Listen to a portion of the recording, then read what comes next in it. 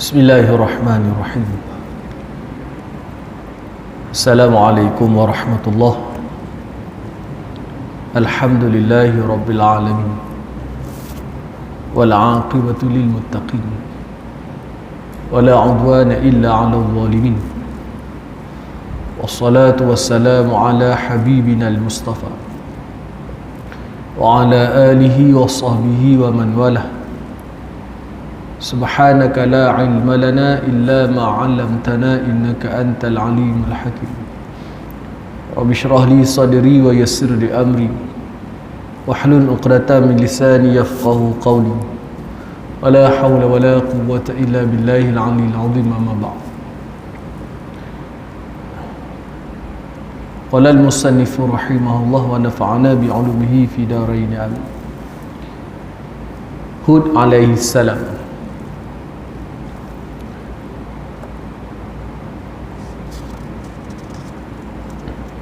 Malam ni insya-Allah kita sambung kaitan dengan sirah para nabi, sirah nabawiyah alaihimus salatu wassalam, yang kita masuk berkaitan dengan Nabi Hud alaihis salam.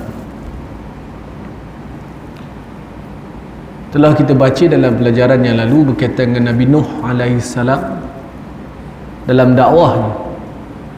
Akhirnya umat baginda telah pun dimusnahkan oleh Allah Ta'ala dengan taufan. Kemudian daripada itu bermulanya generasi manusia yang baru dan berkembanglah zuriat Nabi Nuh AS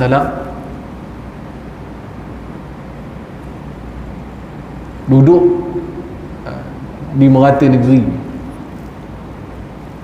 dan lahirlah kabilah yang banyak dan juga bangsa yang banyak, yang pelbagai. Bila lama zaman Nabi Nuh AS berlalu, manusia kembali kepada manusia menjadi leka dengan hasutan, ditambah dengan hasutan daripada syaitan dan iblis dan syaitan. Manusia lupa kepada dakwah ataupun ajaran Nabi Allah Nuh AS.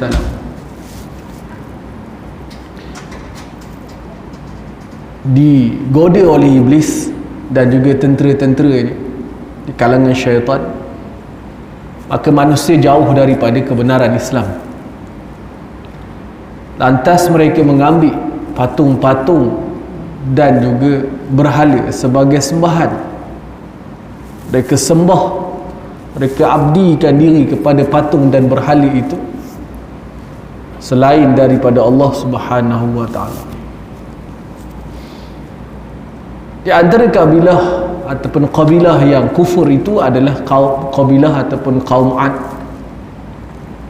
Sesat, jauh daripada kebenaran Islam. Maka Allah mengutuskan kepada mereka Nabi Hud alaihi salam. Nabi Hud ni bukan orang lain, anak beranak kaum Ad yang menyampaikan dakwah Allah kepada kaum Ad, memberi petunjuk kepada mereka dengan agama yang benar, iaitu agama Islam, dan menunjukkan kepada mereka jalan yang benar, cara hidup yang sebenar, yang sepatutnya diikuti oleh semua manusia. Jadi banyak kisah Nabi Hud ini dalam Quran yang Allah Ta'ala sebut dalam banyak kisah, dalam banyak surah, yang kita kalau siapa yang membaca Quran pasti akan jumpa kisah-kisah yang Allah Ta'ala sebut berkaitan dengan dakwah ataupun suasana pada zaman Nabi Nuh berhadapan dengan suasana Nabi Hud berhadapan dengan kaum Ad. Kita tengok sikit pengenalan berkaitan dengan kaum Nabi Hud alaihissalam. Kaum Nabi Hud ni datang daripada kabilah Ad. Jadi Ad ini adalah anak cucu daripada Sam bin Nuh. Maknanya mereka ini adalah anak cucu Nabi Nuh alaihissalam. Dari segi kedudukan jenis Arab ni, ada yang menyebut mereka sebagai Arab Al-Ba'idah, Arab yang lama, Arab silam. Ada juga yang menyebut Arab Aribah, yakni Arab yang disebut Aribah ni maksudnya murni. Dan Nabi Hud adalah Nabi Hud alaihissalam salah seorang daripada kabilah tersebut, yang mana Nabi Hud tahu tentang keadaan masyarakat ataupun kehidupan kaum dia, agamanya, bagaimana kehidupan seharian, bahasa yang dituturkan oleh kaum tersebut. Dan juga Nabi Hud faham tentang realiti masyarakat itu, dan juga mengetahui tentang apa yang angan-angan ataupun kehendak yang ada pada kaum tersebut. Dan Ad ini adalah, kita sebut tadi, dari kalangan Arab. Kaum Ad ni adalah kaum Arab, bangsa Arab, daripada Arab Aribah. Imam Ibn Kathir dalam kitab dia Qasasul Anbiya menyebut kaum Ad daripada Al-Arabul Aribah, Arab Aribah, yang duduk di semenanjung Tanah Arab, di selatan semenanjung Arab, di kawasan di antara Oman dan juga Hadramaut, yang terletak di antara Oman dan Hadramaut. Allah Ta'ala bagi nikmat yang baik kepada kabilah ini dengan kemewahan, dan mereka mampu membina sebuah tamadun yang hebat pada masa itu, makmur, yang meliputi seluruh kemajuan yang ada pada zaman itu, teknologi yang ada dalam tamadun pada zaman itu. Apa teknologinya Allah Ta'ala alam. Yang disebut antara dia adalah mereka mampu membina bangunan-bangunan pencakar langit dengan menggunakan tenaga manusia. Ini antara kehebatan yang ada pada kaum Ad. Dari sudut pertanian, kaum Ad ini mudah sumber air. Mereka telah pun membuat tanaman ataupun ladang-ladang yang besar.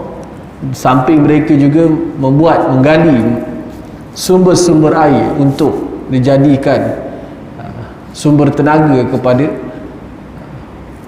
kebun dan ladang-ladang mereka.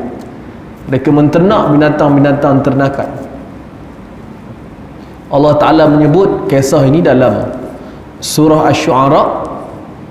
A'udzubillahi minasyaitonirrajim. Wattaqullazi amaddakum bima ta'lamun, amaddakum bi an'amin wa banin wa jannati wa 'uyun. Allah Ta'ala menyebut macam mana Allah Ta'ala peringat kepada kaum Ad, takutlah kamu kepada Tuhan yang memberikan kemewahan kepada kamu dengan apa yang telah kamu, dengan apa yang tidak kamu ketahui. Berikan nikmat anak dan juga nikmat mata air dan juga nikmat kebun-kebun yang banyak. Dari sudut pembinaan, mereka mampu membina bangunan yang besar dengan kekuatan tenaga manusia. Ini disebut oleh Allah Ta'ala dalam, boleh tengok dalam surah Asy-Syu'ara juga.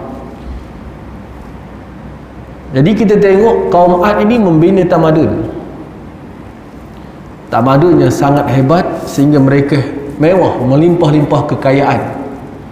Sudut pertanian, kemudian kemewahan, kelebihan ataupun kemampuan membina binaan-binaan, bangunan-bangunan yang disebut sebagai bangunan pencakar langit pada masa itu. Kalau kita sebut ini bangunan pencakar langit, Allah Ta'ala sebut di dalam surah Al-Fajr, menyebut tentang nikmat yang Allah Ta'ala beri kepada kaum Ad. A'udzubillahi minasyaitonirrajim. Alam tara kaifa fa'ala rabbuka bi'ad irama dhatil 'imad allati lam yukhlaq mithluha fil bilad. Apakah kamu tidak melihat bagaimana Tuhan kamu memperlakukan kepada kaum Ad, iaitu penduduk kota Iram yang mempunyai bangunan-bangunan yang tinggi, yang mana mereka tidak dijadikan seumpamanya pada mana-mana negeri. Kaum Ad ini dia mampu membina bangunan yang tinggi dengan tenaga manusia. Macam mana dia boleh buat bangunan yang tinggi itu? Di sini ayat ini menyebut susuk tubuh fizikal yang Allah Ta'ala ciptakan kepada kaum Ad ini sangat hebat, tinggi, besar dan gagah. Dan dengan anugerah itu mereka membina bangunan. Walaupun ada juga ulama yang mengatakan allati lam yukhlaq mithluha fil bilad ini adalah bangunan tersebut, tapi Imam Ibn Kathir menyebut yang sahihnya adalah susuk tubuh fizikal kaum Ad ini sangat besar, sebagaimana disebut dalam surah Al-A'raf, wa zadakum fil khalqi bastah, dan kami jadikan kepada kamu dari sudut kejadiannya kelebihan. Disebut lagi dalam surah Al-Haqqah, ka'annahum a'jazun nakhlin khawiyah. Bila mana kaum Ad dibinasakan oleh Allah Subhanahu Wa Taala, mereka itu seperti tunggul-tunggul kurma yang kering, mati berdiri macam itu, tercacak lah. Ni kita tengoklah tunggul kurma kering ni. Tunggul kurma ni disebut di dalam tafsir ni pokok kurma yang dipotong, kita panggil daun di atas tu lah, dan buah yang batang dia itu saja. Tinggi mana pokok kurma tu? Jadi itu dia sifat. Jadi kaum Ad ini, mereka ini mempunyai tubuh badan yang besar, kuat, tinggi. Besar, kuat, tinggi. Ini antara tiga sifat yang dianugerahkan oleh Allah Ta'ala kepada kaum Ad, menjadikan mereka mampu membina bangunan-bangunan yang sangat hebat, yang disebut oleh Allah Ta'ala di dalam surah Al-Fajr tadi, irama dhatil 'imad.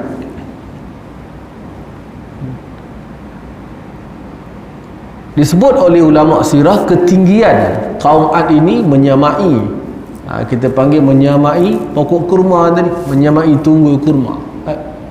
Jadi boleh dia nak makan kurma tu tak payah pengait-pengait, capai macam itu tinggi. Tak pastilah dia boleh cabut tak boleh cabut pokok kurma tu, tak pasti. Tapi kita bayangkan bangunan, macam mana bentuk bangunan tu Allah Ta'ala alam. Tapi bangunan ni tempat tinggal, rumah yang dibuat dengan tenaga manusia pada masa itu.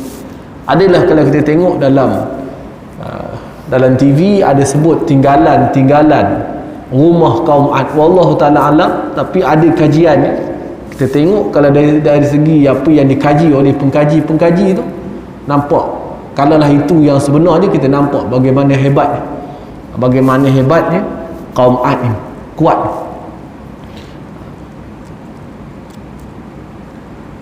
Allah Ta'ala menyebut dalam Quran, a'udzubillahi minasyaitonirrajim, fa amma 'adun fastakbaru fil ardi bighairil haqqi wa qalu man ashaddu minna quwwah awalam yarau anna Allah alladhi khalaqahum huwa ashaddu minhum quwwah wa kanu bi ayatina yajhadun.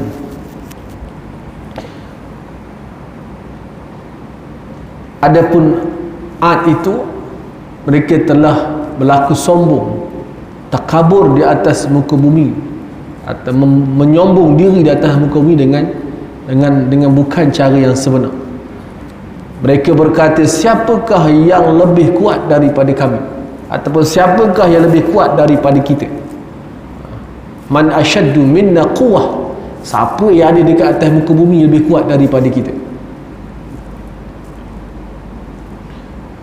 Apakah mereka tidak memerhatikan, melihat bahawasanya Allah Subhanahu Wa Taala yang telah menjadikan mereka, iaitu lebih kuat daripada mereka? Dan kaum Ad ini mereka ingkar dengan tanda-tanda kebesaran kami. Manusia ni antara sebab sesat dia, yang pertama tadi kita sebut disesatkan oleh iblis dan juga syaitan. Kemudian mereka, yang kedua kita sebut berdasarkan ayat ini, mereka tidak memikirkan, tidak memerhatikan macam mana mereka dijadikan. Dia tak fikir macam mana dia tu boleh jadi, siapa yang menjadikan dia. Bila dia fikir siapa yang menjadikan dia, barulah dia akan mengetahui bahawa benarnya kewujudan Allah Subhanahu Wa Taala. Tetapi mereka tidak fikir sebab sampai ke situ, disesatkan oleh syaitan sehingga mereka boleh melantik patung-patung berhala yang dibuat dengan tangan mereka sendiri sebagai sembahan. Hebatnya kaum Ad ni, sombong dia disebut oleh Allah Ta'ala dalam surah Asy-Syu'ara, wa idza batashtum jabbarin, bila mereka menyeksa, dan apabila kamu menyeksa dengan sangat kejam dan juga bengis. Jabbar, kejam dan bengis, ini sifat perangnya kaum Ad. Badan besar, tinggi, kuat. Jadi menjadikan mereka dengan sifat kejadian itu jadi sombong, lupa kepada kekuatan Allah Subhanahu Wa Taala, ataupun ketuhanan Allah Subhanahu Wa Taala.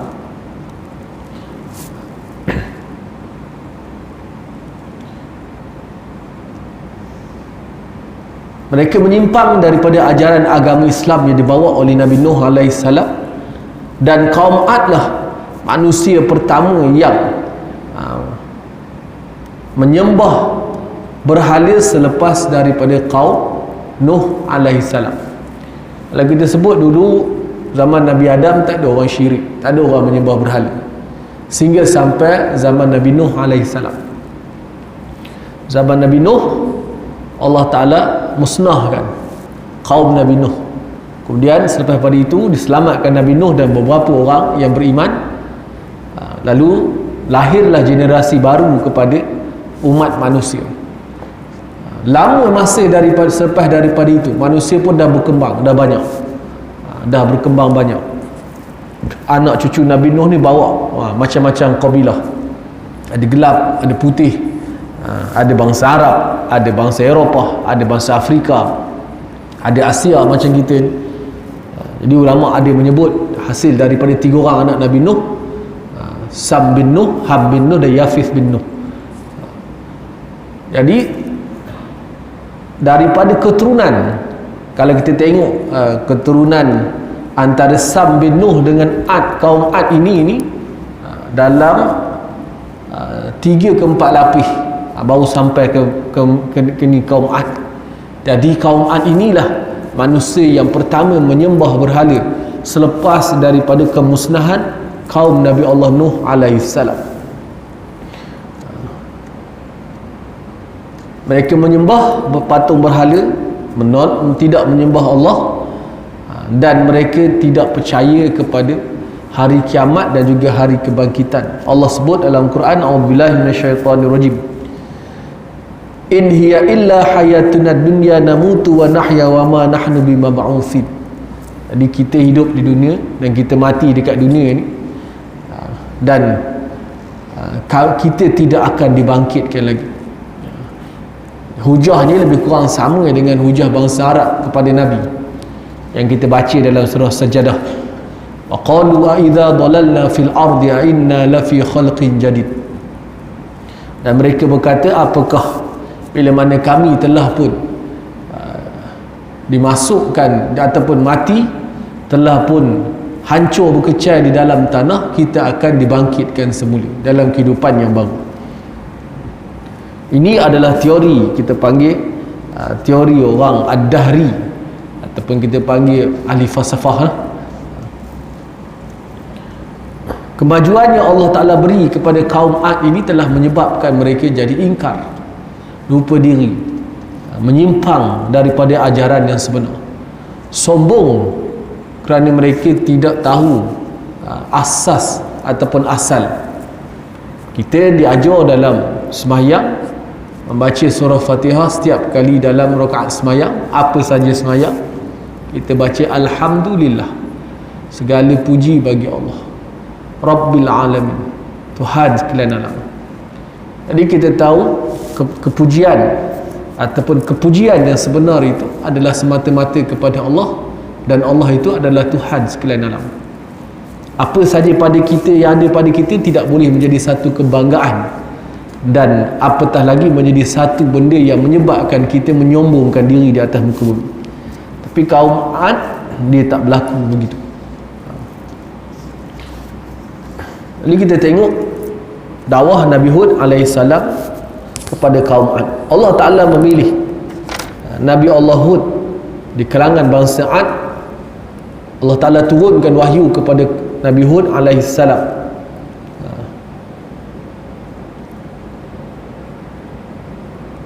Nabi Hud mengajak kaum dia kepada Islam sebagaimana disebut oleh Allah Ta'ala dalam Quran. Wa ila 'adin akhahum huda qala ya qaumi i'budullaha ma lakum min ilahin ghairuh afala tattaqun.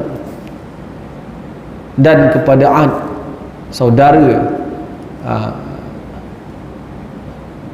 diutuskan saudara mereka, iaitu Hud alaihissalam. Hud berkata, wahai kaumku, sembahlah kamu semua kepada Allah. Tidak ada bagi kamu Tuhan selain daripada Allah. Apakah kamu tidak bertakwa, ataupun apakah kamu tidak takut? Nabi Hud mengajak supaya menyembah semata-mata kepada Allah Subhanahu wa Ta'ala, yakni mentauhidkan Allah Subhanahu wa Ta'ala. Dalam ayat yang lain, kalau kita baca ayat-ayat yang lain, Nabi Hud memperkenalkan ataupun kita sebut memperkenalkan, mengajar mereka mengenal Allah. Dalam akidah ni ada 3 asas yang kita kena pegang, yang kita kena tahu. Yang pertama, mesti ma'rifatullah, mesti kita kena kenal Allah. Ma'rifatullah, mengenal Allah, mengaji ilmu tauhid, ilmu akidah. Di samping kita melihat kejadian Allah dan berfikir, melihat kejadian Allah dan berfikir tentang keesaan Allah, kekuasaan Allah, yang akhirnya dapat menyimpul keimanan, mengikat keimanan atau memberi keyakinan di dalam diri kita. Mesti makrifat. Selepas kita ma'rifatullah, kenal Allah, dia panggil kita mesti mentauhidkan Allah. Kalau kenal Allah tapi kata dia Abu Jahal, Allah lah, di bumi ada Tuhan lain, itu tak jadi. Abu Jahal ni boleh kata kenal Allah Ta'ala lah, sebab dia pun kalau berdoa, dia berdoa pada Allah juga. Ya Allah, Ya Allah, Ya Allah. Muhammad ni memecah belahkan masyarakat kita. Dia berdoa dalam peperangan Badar, minta Allah Ta'ala tolong dia, sebab dia percaya juga pada Allah. Tapi dia tak mentauhidkan Allah.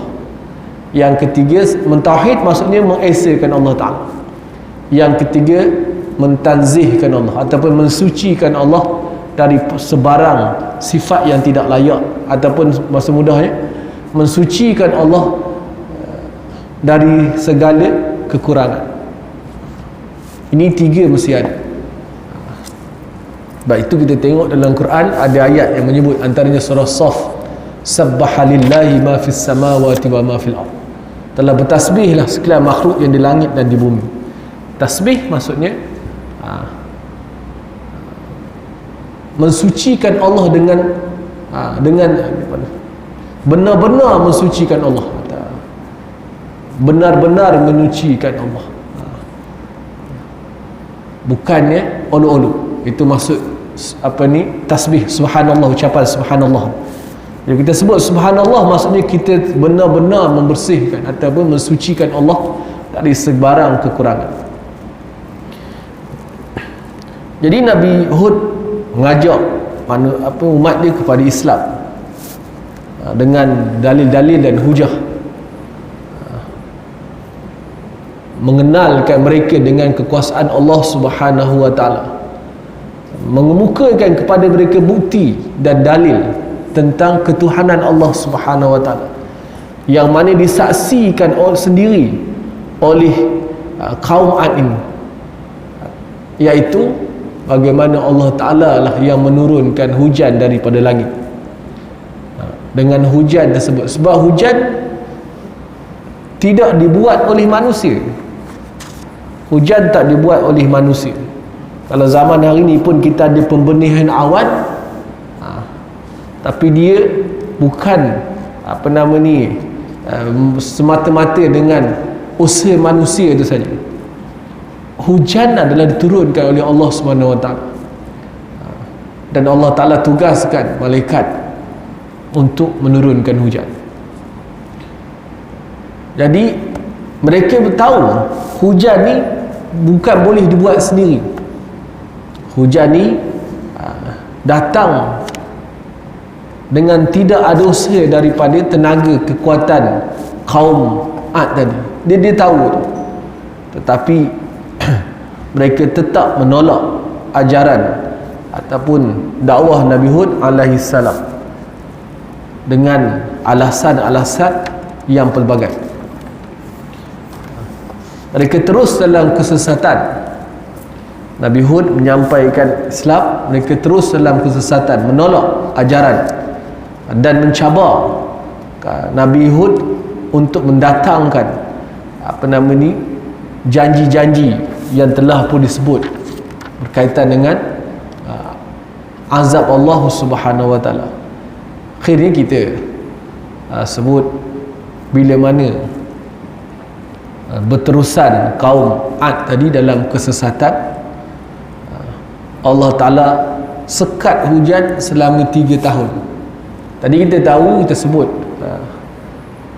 kaum Ad ini dia buat, kita panggil sistem peparitan lah. Ada telaga besar yang boleh mengalirkan air ke dalam kebun-kebun dia. Ada saliran yang cantik lah. Jadi duduk di negara Arab, di kawasan dia, di kawasan Oman dan Hadramaut. Hadramaut ni di Yaman. Hadramaut ni di Yaman, selatan semenanjung Tanah Haram. Yaman ni negara yang sangat panas. Mekah tu panas, Yaman lagi panas. Yaman tu ke panas. Mekah pun panas juga. Panas. Padang pasir. Padang pasir. Macam mana di padang pasir mereka dapat membuat satu pertanian yang sangat hebat, yang sangat subur. Ini adalah satu anugerah daripada Allah Subhanahu wa taala. Di samping mereka kita sebut tadi buat bangunan. Bila mana kaum Ad ni terus menerus dalam kesesatan, tak mahu menerima dakwah Nabi Hud alaihi salam. Lalu Allah Ta'ala sekat. Allah Ta'ala sekat hujan selama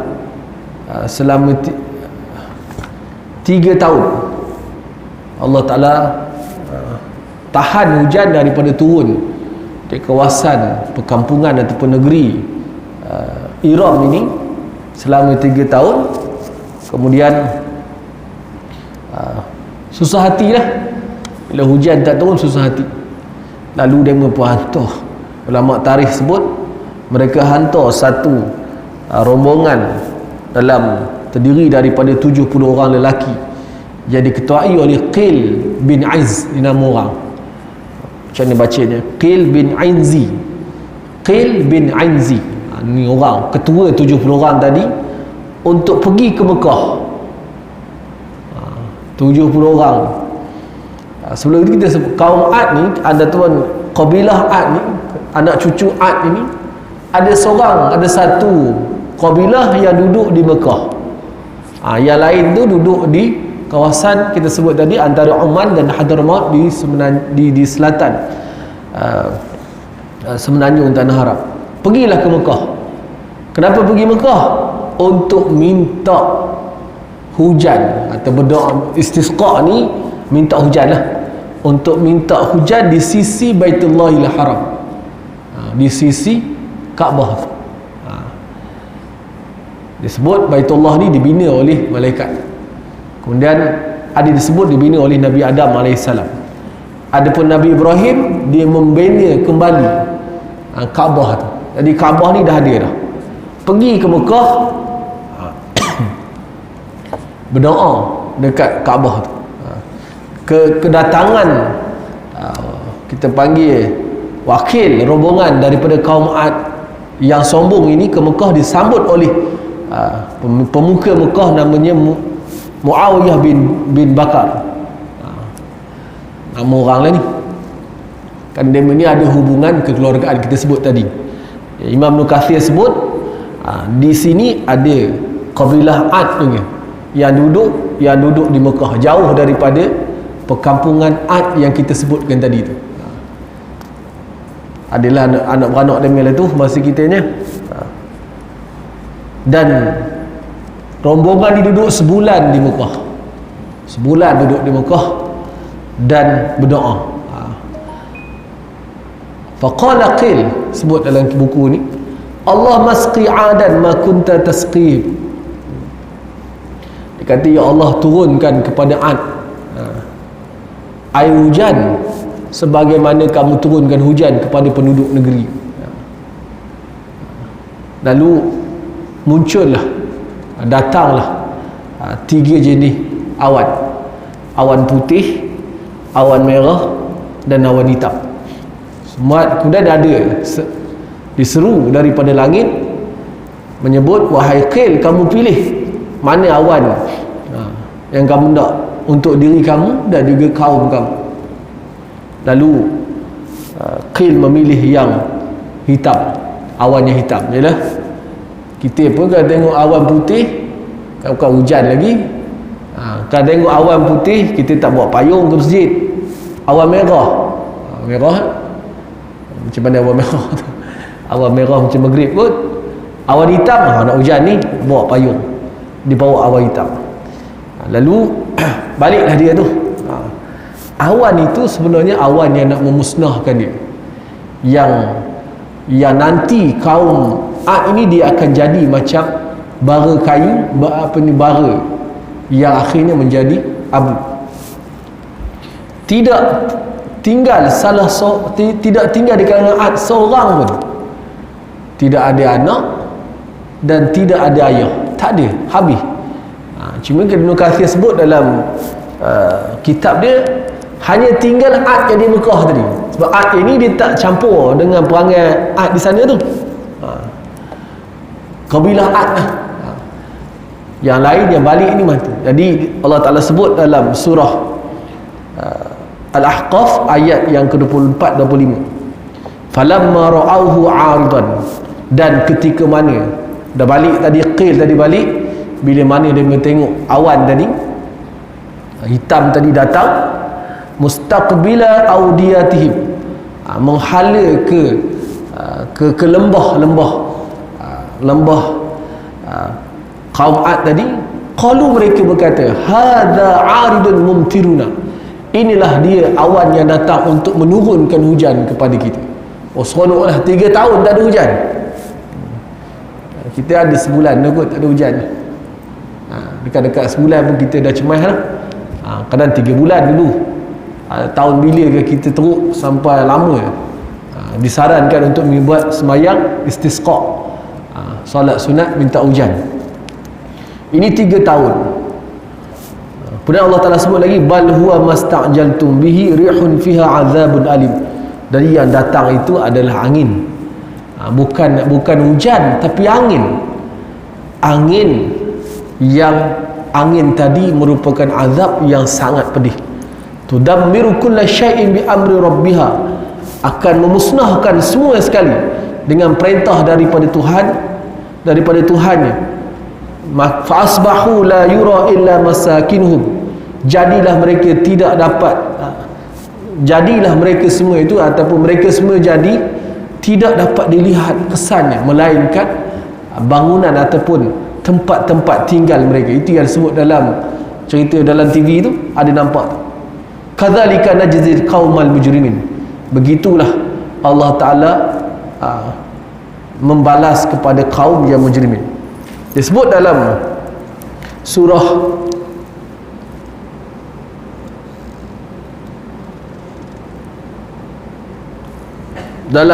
Al-Haqqah. Dalam surah Al-Haqqah pula Allah Ta'ala sebut, wa amma 'adun fa'uhliku birihin sarsarin 'atiyah. Dan adapun kaum Ad itu, mereka dimusnahkan dengan angin yang sangat sejuk dan lagi kencang. Angin yang sangat sejuk yang lagi kencang.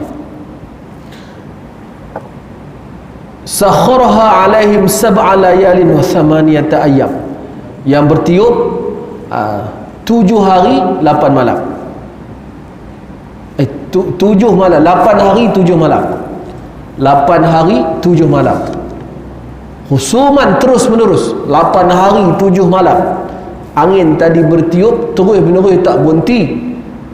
Fatara, kamu melihat kaum Ad tadi fiha sur'a ka'annahum a'jazu nakhlin khawiyah, mati bergelempengan seolah-olah mereka seumpama tunggul kurma yang kering lah. Fahal tara lahum min baqiyah, dan kamu tidak dapat lihat